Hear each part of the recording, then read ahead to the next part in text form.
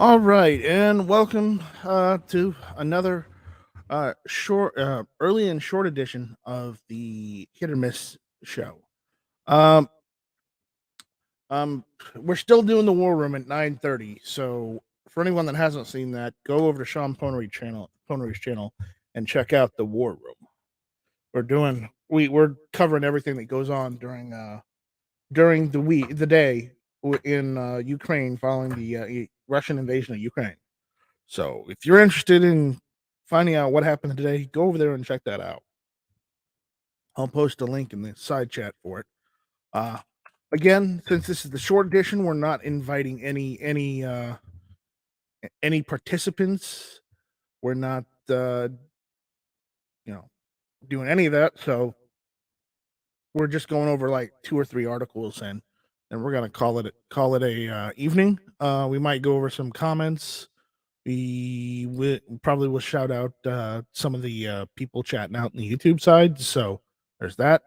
Other than that, that's what's going on tonight. So uh, thank you all for hanging out here, and you know, yeah. Well, we're only going to be live for like 30 minutes. We're not going to be live for like ever Warsaw. So I'm not quarking Ghost. I'm just going live before Ghost. So because I would like to actually eat dinner this evening before we do the War Room instead of after. Just throwing that out there. Yeah. All right. So first up on the docket, let me get Sean's channel out there first so we can get that out squared away first. All right. There's a link to Sean's channel where we do the War Room every night at 9:30. New York Outcast says, "Can you really watch a ghost anyways?" Well, ghost is his call sign. Remember, he is a Marine. So, but I like him. So, anyways, so yeah, I got a couple articles tonight. I got two from BearingArms.com and one from AmmoLand. I thought they were pretty interesting. I hate to say this, NY Outcast Rob, you may not like this first one we're going over. This one's by Cam Edwards. It's by BearingArms.com. New York Democrats roll out bill taxing every round of ammunition. Yes, you heard that right. Every single round. I thought they were crazy, but apparently it's gotten worse. Everything is getting more expensive at the moment, but a pair of New York lawmakers want to single out ammunition for another price hike. This one, a mandatory tax on every round of ammunition sold in the state. Brooklyn Senator Andrew Gunardis, I don't know, Gounardes, and Albany Assemblywoman Pat Fay, Fayhy, have introduced a bill that would impose a new 5 cent per round tax on all ammunition 22 caliber or higher, with a 2% round, a two with a 2 cent round, 2 cent per round tax on 22 ammo and smaller projectiles.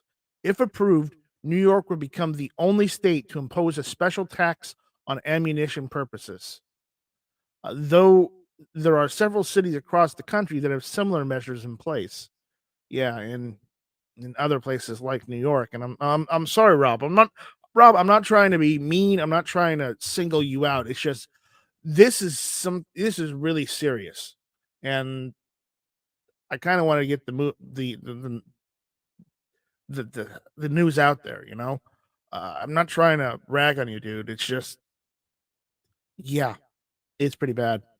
Those measures have failed to bring in as much money as supporters predicted. However, in Seattle, for example, a tax on both guns and ammunition has been in place for 6 years. But as the Second Amendment Foundation's Dave Workman recently detailed, the tax receipts are far less than what was promised by politicians. At at that time, as reported in August 2015 by a stranger, the Office of chief tax proponent Tim Burgess predicted that the tax of $25 on the retail side of each firearm and 5 cents for each centerfire cartridge and 2 cents for each rimfire cartridge would bring in between 300,000 and 500,000 annually. Based on the new revenue figure for 2021, this was a while ago, so I know. It was snake oil, a pig in a poke. Burgess is no longer on the council, but but his then colleague who voted for the tax, Bruce Harrell, is now the mayor. According to the city of Seattle, last year the tax collected $165,000, 165 $416. That is down from the highest point of $184,836 the city reported in 2020. Oh, gee, I wonder why. Anyways, uh, the city wasn't, this is Seattle we're talking about. Didn't they have problems in 2019 and 20? Yeah, I wonder why. Okay, of course, it's easy enough for Seattle gun owners to avoid paying the tax because they can simply shop at suburban stores or online outlets. A statewide tax would be harder to ignore, and one gun store owner is already slamming the bill as an egregious attempt to inhibit the excise exercise of a constitutionally protected right. Yeah. Granted, they're talking about this, but it plays into what's happening in New York. So no, I will go further down the rabbit hole. Uh, Here's an excerpt. It says, "We probably sell more ammunition than firearms because people already have firearms and need more ammunition," said Joe Johnson, manager of Armageddon Arsenal Supply. Jo- Johnson says the prices. Johnson says, I'm not doing this right. Johnson says the price of ammunition has fluctuated during the pandemic, but says this tax is expected to be a hefty cost. This adding 2 cents to something that's only 2.7 cents, you're literally just about doubled your cost. Johnson says if the bill passed, North Country gun owners will have to bite the bullet. If you know that's your Second Amendment right, you're going to say, I don't care what the cost is, I'm going to do it anyways. But in the long run, the state wins because guess what? You're going to do it anyway and they're getting the extra tax on it, he said. Yeah. Uh well, some people will bite the bullet, so to speak, but others will absolutely curtail their ammunition purchases and cut back on training because of the increased cost. Other gun owners, particularly those who live close to borders of Pennsylvania and Vermont, may simply choose to drive across state lines, purchase their ammunition there. Though with gas at $5 a gallon, that might not be all that cost effective. I don't know Warsaw. I haven't heard anything yet. Uh, the writer of the article says, I'm also curious to see how the state would try to collect excise tax on ammunition purchased online, which would be the easiest way for New Yorkers to avoid for extra for every paying extra for every round of ammunition. I didn't see anything in the bill's current language about online sales, but I wouldn't be surprised if lawmakers try to amend legislation to make it as hard as possible for New Yorkers to bypass the tax in the coming days. You can read the bill yourself here. I will post the link out there in the chat for everyone of that. So far, the measure has not had a committee hearing, and hopefully, this is one of those bills that gets introduced and goes nowhere. Given the anti gun ideology of a majority of New York lawmakers, however, I don't think gun owners can assume that that will be the case. And now is a good time to start speaking out against this attack on on the Second Amendment rights of New Yorkers. So, Rob, if you needed a time to, go and, carry on and, fight back and protest, now would be the time. Because, oh my God, it's not good with New York. It is not good. All right, moving on. So this one is also from Bearing Arms by Tom Knighton. It says, Judge rules man arrested with 200 guns can be released. Yeah, you may have heard of this one. Imagine you were arrested for whatever reason. You're sitting in jail waiting to be released. Only prosecutors argue that the simple fact that you own guns made you a risk to be released. Sounds kind of awful, right? For one Rhode Island man, that's not a hypothetical either. That's his reality. Luckily, the judge decided not to buy what the prosecution was selling. A Rhode Island man was arrested after investigators found more than 200 guns strewn around his home. Can safely be released on a bond under certain conditions, a federal judge said in a ruling released on Monday. The exact conditions will be determined Tuesday when Ronald Andrewchuk, 37 of Barrelville, faces a detention hearing in federal court in Providence. Andrewchuk was arrested at his home on February 4th by police investigating reports of gunfire. Police found the guns all around the home where his wife and 3 children also live. Thousands of rounds of ammunition and a flamethrower, investigator says. He faces several charges, including possession of a firearm by a prohibited person because of his alleged drug use. my case in point, where even if you're a prohibited person, you're always going to find a way to get guns. So, well, it's oh boy. Now, this case is interesting in a lot of ways. Andrew Trick was reportedly found with drugs as well as the extensive collection of guns, which is part of the case against him. However, that's not what bothers me about this.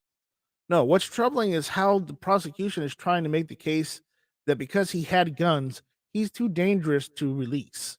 This at a time when actual violent criminals are being turned back out onto the streets in many of our major cities, and where you've got violent Russians going and attacking other countries too.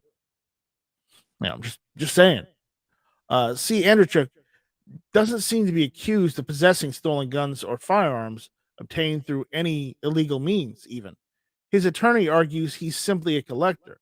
For that fact alone, he's considered a particular danger. Some people seem to think I'm paranoid when I describe gun owners as a persecuted group. You're not. You're not paranoid. It's absolutely true. Absolutely. To be fair, we're not as targeted as some other segments of society, not historically at least. However, we are being targeted and treated as if we're criminals simply because we exercise the right to keep and bear arms. That's true. This is a prime example. The prosecutor doesn't really have any proof that Andrewchuk is a particular danger, especially if his collection is in law enforcement's hands. The claim is that he'll know how to get more guns, which is likely more true for your average violent criminal than a guy who bought his guns through lawful means. Yeah. Mm-hmm. Mm-hmm. I don't know how Warsaw got in here. I could kick him out if I wanted to, but I don't know how he got in here. I ain't gonna tell. He he probably followed one of the many links I sent out in previous months. So, anyways, unless can I have a rant on something? Not yet. Let me finish. Sure thing. Unless, of course, the prosecutor has evidence Andrewchuk bought them on the black market, which doesn't seem the case because the black market doesn't give out receipts. And he says, "Look, I don't know if Andrewchuk did what he's accused of. The whole case is bizarre.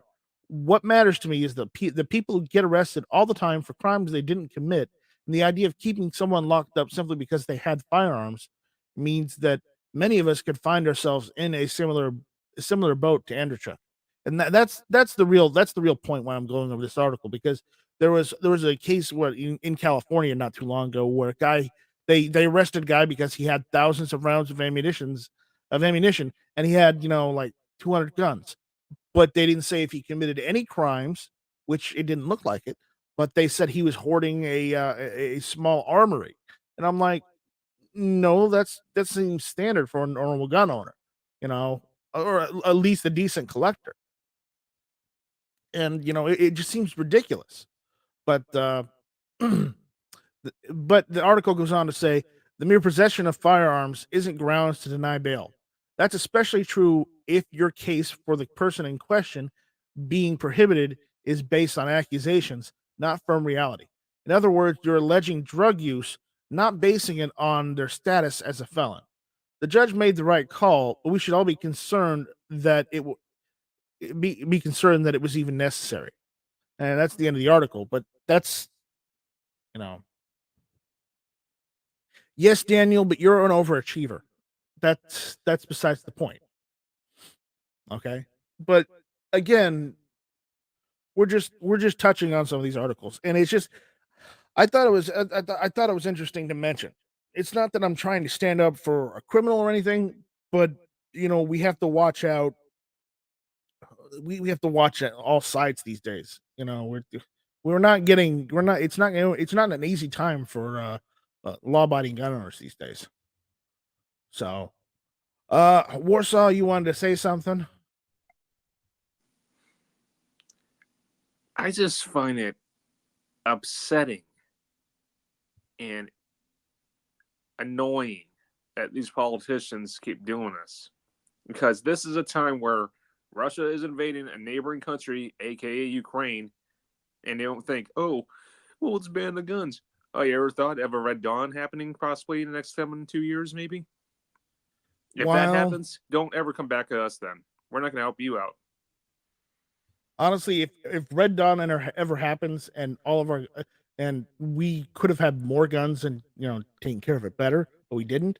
Honestly, there would probably be some sort of hit list for all those people that try to take away guns. I mean, honestly, let's think about it. If they survive the conflict, the Chinese government, and you got the Russian government trying to capture us on both ends. Mm-hmm. Don't come back to us when you're. I honestly don't think a Red Dawn situation where they would invade would happen because of just the sheer amount of guns people have in this country. Yeah, but what's happening is their own government's disarming us, so they're doing them a favor. Well, yeah, I know. It's just it's one of those things. It's stupidity at its finest, man. I know. We got a article here from Emmaland by what is it? I mean, look at it this way. It's like me going back from the doctor after I have an operation on my toe, and I decide, hey, let me just get some bolt cutters, cut off my toe. Yeah, the article is by Riel, Riehl, one of the editors for Emmaland, and it says Congressman Cloud introduces bill to dismantle ATF's secret gun registry. We've all heard about this in the past couple weeks, that the ATF has like literally 1 billion 4473s on file in a de facto registry, right? Yeah, we've heard about this. So everybody knows of the 4473 form. Yeah, but we've heard of how they've got over 900 million at 4473s that they haven't destroyed. So it's been in the news lately. Washington D.C. Today, Congressman Cloud of Texas led a group of Republicans, 44 Republicans, in introducing the No Retaining Every Gun in a System that Restricts Your Registry Rights Act. I will link to the. They said they've embedded the bill below, so I will go and post that on the YouTube side. I didn't let the AFT do anything, Daniel. I don't let anybody do anything. I can't control people. Under current law, a federal firearm license must give all their firearm transaction records from the past 20 years to the Bureau of to the ATF. Okay, the AFT. The AFT ATF maintains all of these records in the Out of Business Records Imaging System (OBRIS) database, which they shouldn't be making a database of it. They're supposed to hold on to them for the required number of years and then destroy them. They're supposed to be destroyed after 20 years. The Biden administration has proposed a rule that requires FFLs to maintain all firearm transaction records in perpetuity instead of destroying them after 20 years. There are valid concerns this rule will lay groundwork for a backdoor federal firearms registry. No fucking shit, you think? Well, besides Yeah. that, don't forget that they support Green New Deal operations, but yet they actually are building up papers that are just Don't even get me skyscrapers. fucking started on Green New Deal. It's $4 a gallon now for gas. Don't No, even no, get me started. the point I'm making is they're all right. So they want to do pro recycling, but yet they're making stacks of papers of gun registries. Right. You So get where I'm coming from. there are valid concerns the rule will lay groundwork for a backdoor federal firearms registry, which led Congressman Cloud to launch an investigation into the ATF's OBRS database. Through a series of letters, Congressman Cloud and other members of Congress uncovered that ATF has required nearly a billion firearm transaction records. Should the proposed rule be finalized, this number is only going to grow and could lead to the ATF having more information on every American gun owner. Congressman Cloud's No Registry Rights Act would require ATF to delete all existing firearm transaction records accumulated by the ATF, therefore dismantling their current database and preventing the possible creation of a federal gun registry. This bill would also require federal firearm licensees to destroy their firearm transaction records once they go out of business, ensuring the ATF doesn't continue to accumulate these records. American gun owners are rightfully concerned about the Biden administration's willingness to use their authority to impose restrictions on law abiding Americans, and it's Congress's job to provide the oversight to ensure a registry is never implemented. They go on to say the Second Amendment is clear. The right of the people to keep and bear arms shall not be infringed, Congressman Cloud said. There is no reason for law abiding American gun owners to be subjected to excessive scrutiny on the firearms they own by the federal government. My bill would dismantle the ATF's record keeping, restore privacy for American gun owners, reverse the groundwork laid in the creation of a federal firearms registry. I just posted the link not too long ago to the bill.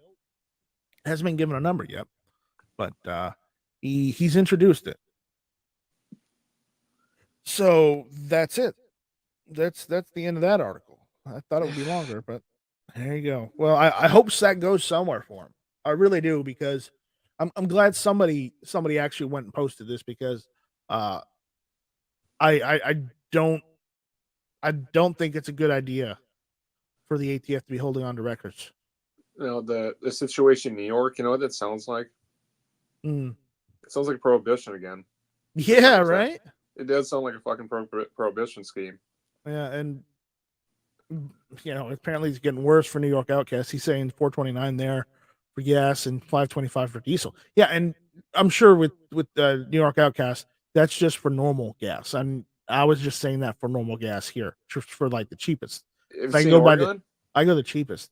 And no, I have not seen Oregon, but I wouldn't be surprised. It's like $6.49 over there or higher. I wouldn't be surprised if it's not like $7 or $10 over there.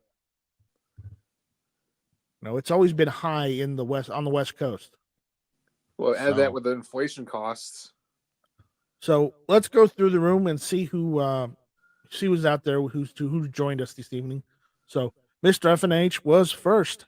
Warsaw Patriot was second, and then he weaseled his way in here, which he got my ways. All right, he wasn't supposed to, but you know those Polskis, you can't turn your back without bumping into one. That's how those Polskis are. Snake Doctor 78 is out there. New York Outcast Rob is out there. John Brown Productions was out there. Who else? New Watch Podcast. Jimmy's out there. Jimmy, I sent you an email. Check your emails. Who else? Defense Dad is out there. Let's see. G Webs is out there, giving us a thumbs up. Thank you, G.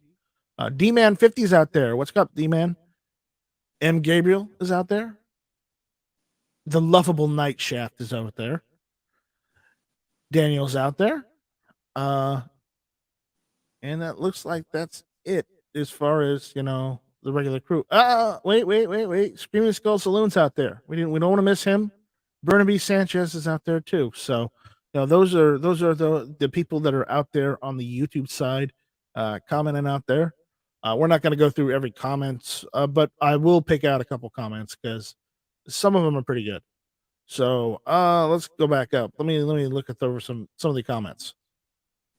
Rob says, "Guess I'll be shopping for ammo in PA till I ditch this state if it passes." I would. Let's see.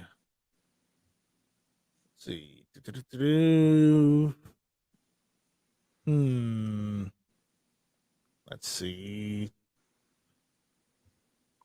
Yeah, Daniel's going on. Daniel's flexing that 200 guns is substandard. He probably has more. Anyways, Night Chef says Ethan Allen, 1775. Have enough to arm your friends. Exactly. That's right. Theoretically, let me ask you this, Night Strike.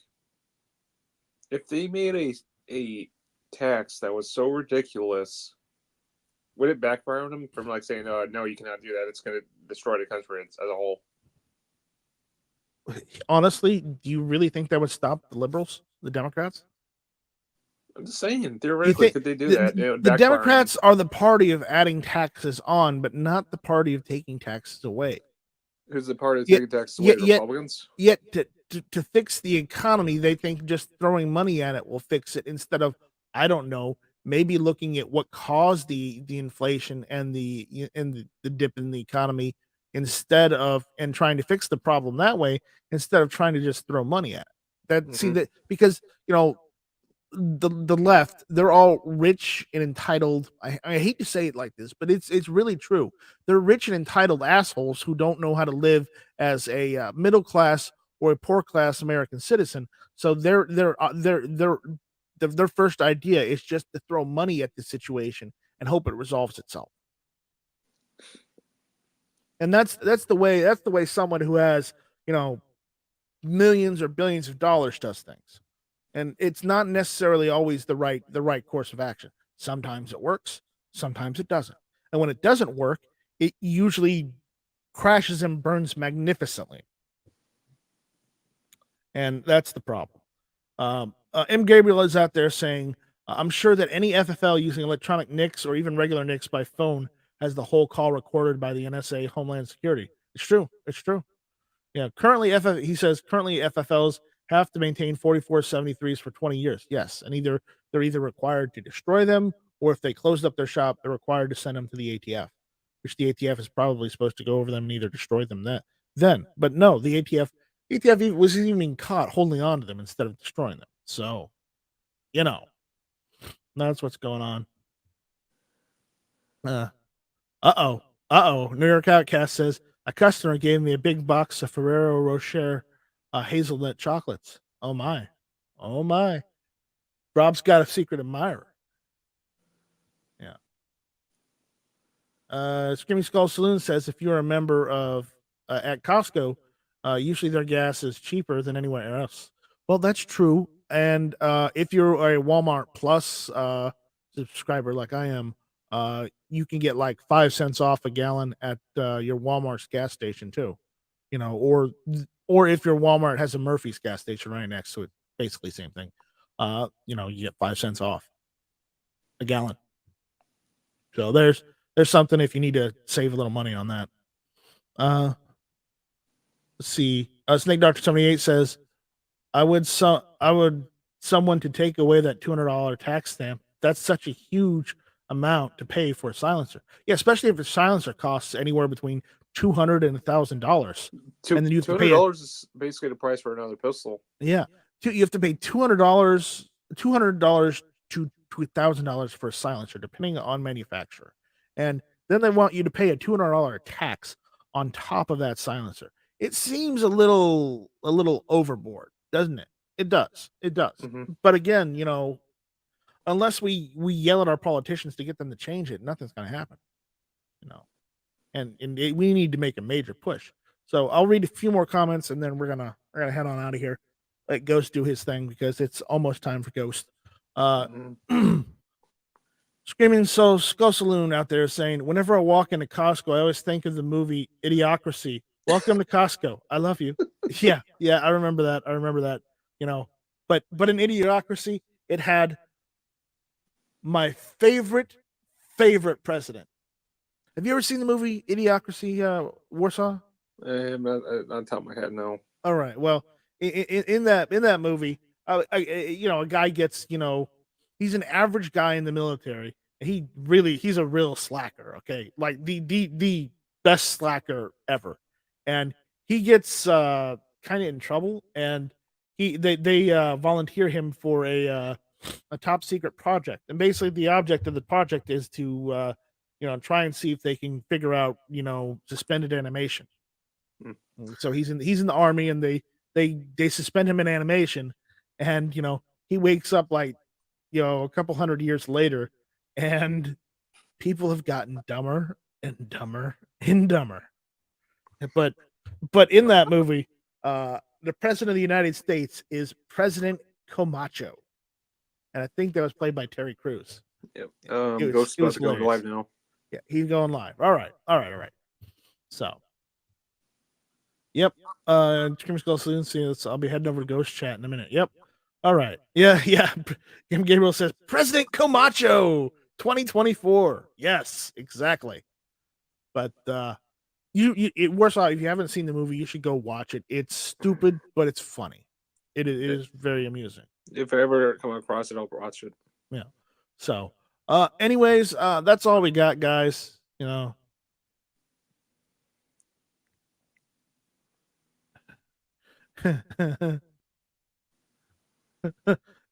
Daniel, I'll let him figure that out himself. Yeah. President Camacho. Yeah, that's what I thought. Yep. Love that. It's a documentary now, Night Strike, Daniel says. It kind of is. It's a really good movie, though. So, with that, we'll see you guys later. Thank you all for hanging out with us this evening, commenting out on the YouTube side. Thank you all for listening. This was Hit or Miss, the short and the early and short edition, part 2. I'm gonna continue doing these until we get done with the war room, or I decide to stop participating in the war room, and then we'll come back to the full format where we run for an hour with more roundtable commentary on the articles. But for now, I just wanted everyone to know what some of the articles were going on this week. I can't cover everything, but I can cover a few. So that's what we're doing. So with that, we'll see you guys next week. So take it easy and shall not be infringed.